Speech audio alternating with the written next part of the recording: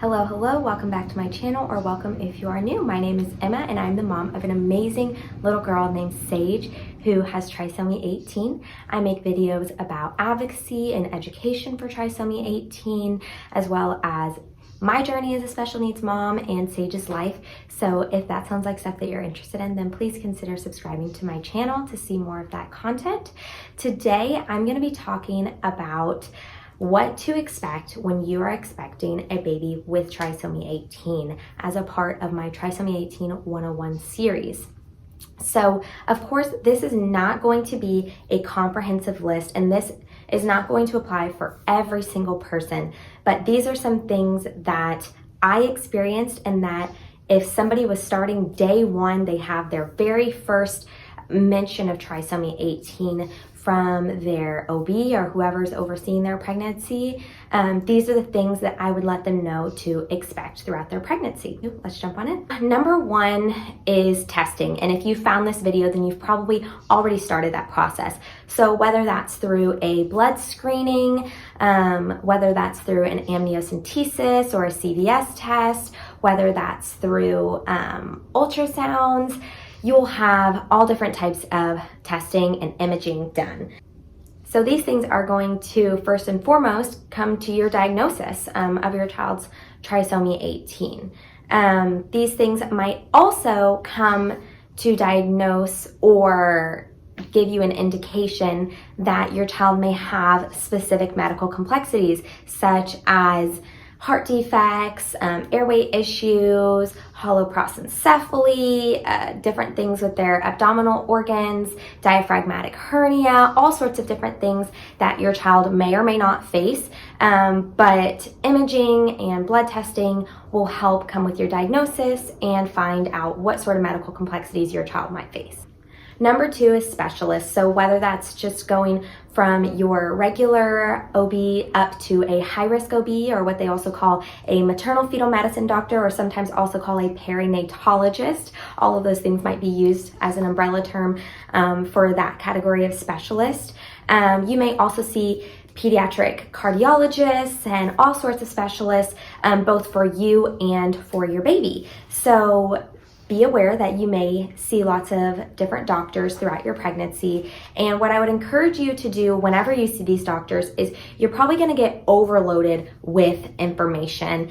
And if you don't work in healthcare, or even if you do, it might be big words that you've never heard of before that you're not going to remember once you walk out of there. So I would definitely encourage you to take notes, and to speak back to your doctor your understanding of what they told you, to kind of verify if you're understanding what they're saying correctly. I know sometimes people have talked to me and said, well, they said something about her heart, but I don't really remember what they said. And so just to avoid that situation, make sure that you understand what they're saying, that you write it down, so that whenever you certainly are going to get bombarded with questions from your partner or your family members or your friends, you understand, and that you can explain to them. That way they can be specifically praying for those things that you are able to tell them about. The other thing is, throughout the process of seeing a bunch of different specialists, is you will come up with a bunch of different questions. And sometimes they'll be perfectly timed right there when you're meeting with that doctor. But sometimes you'll have them before you go to the appointment, and you'll forget them by the time you get to the appointment. Or after you leave the appointment, you'll be like, oh, I should have asked them, X, Y, and Z. So always just keep either a note on your phone or a piece of paper in your purse, whatever it is. Write down questions that you have as you come to them, so the next time you see either that specialist or your OB, whoever it is, you can ask them the questions that you have. So that way you're getting all the information that you want and need, and your understanding of that information is definitely correct. So those two things I feel like are pretty obvious, that you're going to have testing and that you're going to have specialists. This next one is one that you may or may not have already encountered, and one that you may or may not know exists. If you've encountered it, then I hope that you do know it exists and that you're not believing what they're saying. Let me just cut to the chase. Bias. Bias runs rampant against trisomy 18 in the medical community.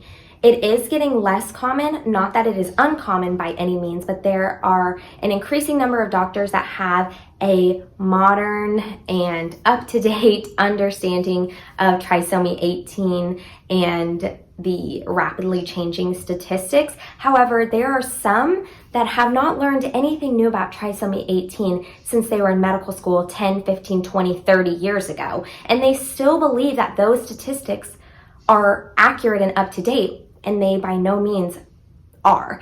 I know people that have been told no child with trisomy 18 has ever lived over a year. Well, that's absolutely false. So you either don't know what you're talking about or you're lying to me, and neither one of those things are good. There are many doctors that will refuse care to kids with trisomy 18, or they will refuse to provide the same care that they would provide a child that doesn't have trisomy 18. So that might be evidenced by refusing to offer a C-section if the baby is not doing well in delivery. That may mean highly encouraging or even, kind of shaming a mom for not choosing to terminate. It may mean not making the referrals that a baby needs. So if they see that there's a heart defect, not making a referral to pediatric cardiology to get a better idea of what sort of interventions that child may need after birth. It can look like a lot of different things.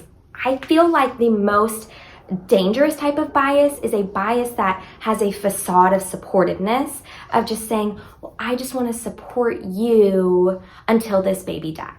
Basically. So they're not saying anything particularly harsh, they're not saying anything hurtful, but they're not giving you any sort of hope, and they're not giving any sort of indication that they believe that there's any chance that this child may experience life and life to the full. So I just want you to be very aware and very cognizant of the way that you're being talked to, the way that you're being treated.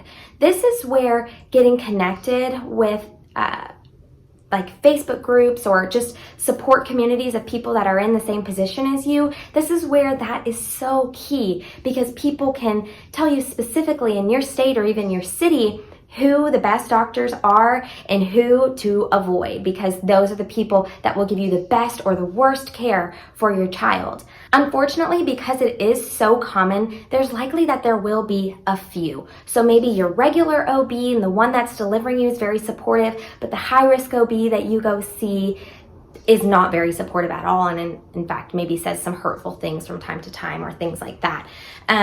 The thing that you need to keep in mind is that there will most likely be some here and there, but you need to make sure that the key decision makers and that the majority of your team are supportive, that are on board with whatever interventions you want for your child, and that are going to do everything in their power to support that child's life.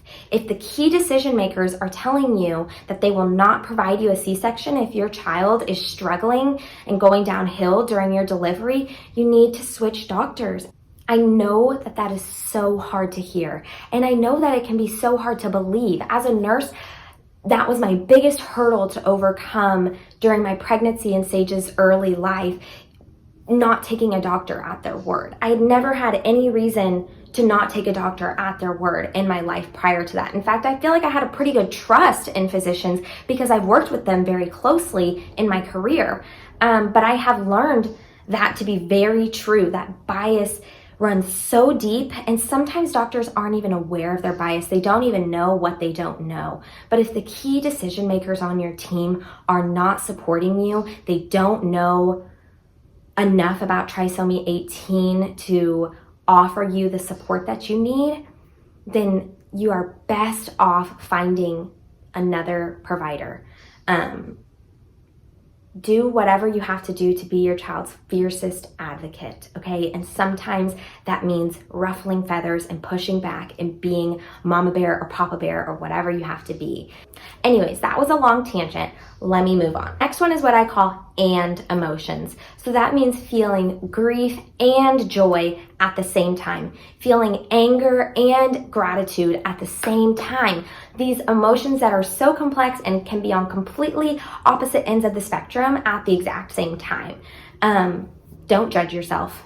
Give yourself grace. Know that it's a complex experience you're going through, and that's why you're experiencing complex emotions. You are not alone. Those are very common and valid emotions and experiences. And you're feeling that way because this journey is not straightforward. So of course the emotions will not be straightforward either. So the fifth thing is you will encounter some people that just don't know what to say. So whether that be friends, family, strangers, your partner, whoever it is, if you're expressing those complex emotions that you're sharing, or you even just share with them your diagnosis, there are going to be people that just don't know what to say. And they don't know what to say, and they're not comfortable with silence. And so they end up saying stuff that is just, why would you say that? Somebody warned me of that during my pregnancy, and I am so glad that they did, because it helped me to give grace to people during my pregnancy whenever I had those moments of, why would you say that? But also don't be afraid to kind of push back at them and say, that's not really the most supportive thing that you've said to me, or that really hurts me and I'd prefer you don't say that again. Don't tolerate people saying things that are hurtful to you or not supportive to you, but also understand that most likely at some point during your pregnancy or your child's life, people will say stuff to you that you just go, why would you say that? And you know that it's not coming from a malicious place, and you know that it's well-intentioned, but it's still hurtful. So I just want to warn you, I just want you to be prepared for those moments, but also encourage you that you can push back. You can tell them how that made you feel. You can tell them, don't say that to me again. Next one's a really hard one, and that is that you're going to have to make some impossible decisions. I know that we did. And probably the first and biggest one is, what kind of intervention are you going to pursue for your child? These impossible decisions are going to be about who you have in the room at birth to kind of balance your experience of birth versus wanting everybody to meet your child in the event that they go to heaven before they leave the hospital. Things like, am I going to be choosing an elective C-section just to be on the safe side, or do I want to try to have an experience of a vaginal delivery and do a C-section in the event of an emergency? There are so many different things. Those are just a couple of examples, but there are so many different things that are hard decisions. And again, I just want you to give yourself grace for the fact that you're struggling with these decisions, and whatever decision you make, just remember that you are making the best decision you can with the information you have available to you at the time. So if you learn something else later, don't give yourself a hard time for choosing one decision or the other. You're just doing the best you can, and that's okay. The last thing that I want you to be prepared for is that you and your life are going to change. And that's something that happens anytime that you have a baby, whether it's your first baby or your fifth baby. Every child is going to change you, and it's going to change your life, and it's going to change your family dynamic. It's going to change your freedom. It's going to change everything. Experiencing special needs parenting and parenting a medically complex child is something nobody's prepared for. Nobody ever expects that to happen to them. And so it's certainly going to change your life. It's certainly going to change how easy it is for you to just run to the store, or for you to relate to your friends, and it's going to change who you are. It's going to break you down, and it's going to build you up. It's going to make you the strongest version of yourself. It's going to make you the most vulnerable version of yourself. It's going to change you. And again, I just want you to give yourself grace. I want you to know that you would still be changed. Your life would still be changed even if your child was typical. And your child will change your life in many ways. But ultimately, your child will be such a joy.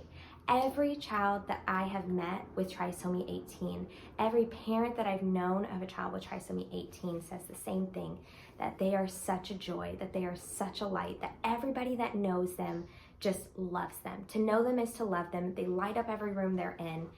They will be the best thing to ever happen to you, even if it comes along with some of the hardest moments you've ever experienced. So give yourself grace.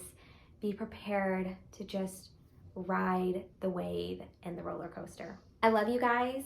I'm praying for you guys. Please don't hesitate to reach out to me on Instagram. Please find support groups. Again, like I said, this is not a comprehensive list. This is not specific to every single person, but these are things that I experienced that I want to convey to other people that are experiencing a trisomy 18 pregnancy. So I hope this is helpful. If it is, consider subscribing to my channel because I share lots of stuff about trisomy 18, parenting, advocacy, education, all that kind of stuff. So I will see you guys in the next one. Bye.